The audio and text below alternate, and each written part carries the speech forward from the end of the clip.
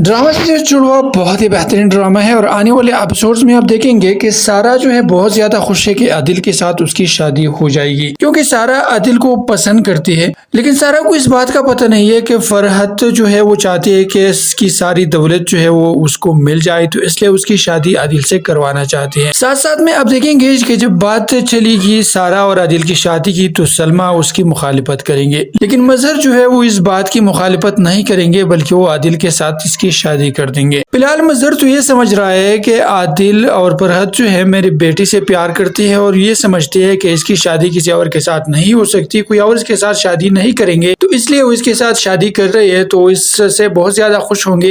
लेकिन उसको ये पता नहीं है कि फरहत बहुत चालाक औरत है और वो इसकी सारी दौलत हड़पना चाहते हैं। साथ साथ में अब ये भी देखेंगे कि सलमा जो है वो मजहर से कहेंगे कि सारा और आदिल की शादी मत करो। सारा बहुत ज्यादा छोटी है और अभी वो पढ़ रही है, तो इसलिए अगर तुमने उसकी आदिल के साथ शादी कर दी तो ये उसके साथ बहुत बड़ा जुल्म होगा।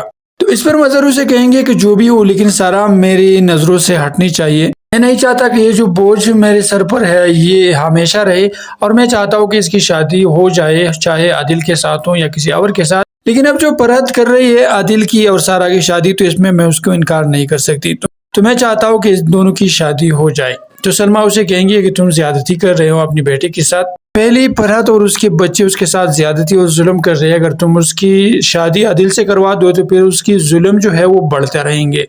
तो आप देखेंगे कि इस पर मजहर उसे कहेंगे कि इसके साथ कोई भी जुल्म नहीं कर रहा है।